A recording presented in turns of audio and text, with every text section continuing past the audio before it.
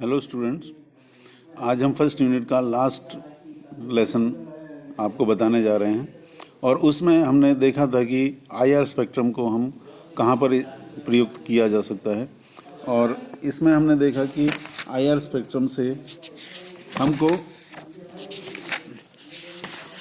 Hydrogen बंधन की जानकारी किस तरह से प्राप्त होती है कि इसमें ये पता लग जाता है कि हाइड्रोजन बंधन इंटरमॉलिक्यूलर है या इंट्रामॉलिक्यूलर है।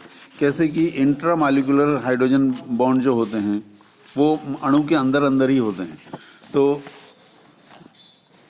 अवशोषण बैंड कम आवृत्ति पर प्राप्त होते हैं तथा इन बैंड की चौड़ाई बढ़ जाती है। अंतराणुक हाइड्रोजन बंधन सांद्रता में प्रभावित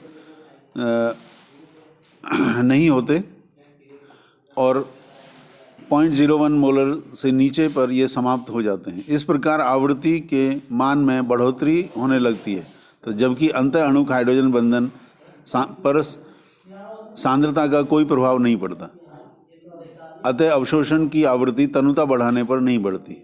इस प्रकार अंतः अणुक व अंतराणुक हाइड्रोजन बंधन में भेद किया जा सकता है। तो IR spectrum can be used to distinguish whether there is intermolecular hydrogen bond between the molecule or there is intramolecular hydrogen bond. For example, if the concentration of the solution decreases, then the IR frequency also decrease if the hydrogen bonding is intermolecular. But if the hydrogen bond is intramolecular, then there should be no change in the IR frequency when the concentration is decreased. इसी तरह से दूसरा जो factor है संयुग्मित कंपन है। तो जब दो परमाणुओं के मध्य एक उभयनिष्ठ परमाणु हो तो दोनों की तनन आवृत्ति संयुक्त होकर नए तनन बनाते हैं तथा इनकी तीव्रता भी बढ़ जाती है। When there is one atom common to two atoms, then they form two types of absorption bands and it usually result in increase in the intensity।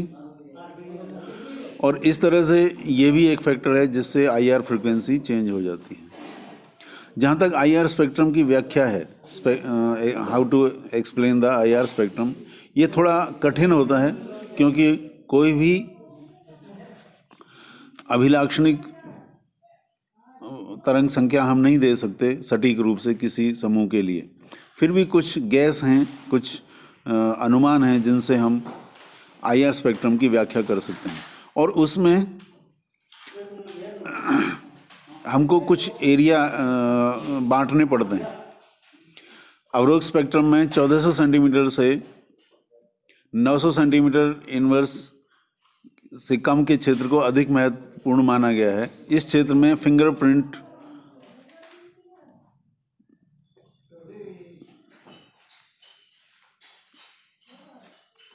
ये तो इस तरह से समझने से तो नहीं होगा, but if you do some practice then you can do this.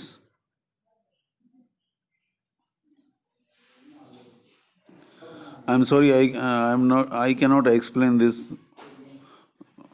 until you meet me you meet me personally, so I don't know how to do this।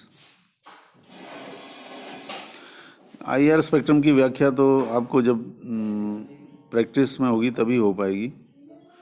जहाँ तक इनके अनुप्रयोग हैं तो वो लगभग वही हैं जो यूवी विजिबल के थे। आप इनको पढ़ लें।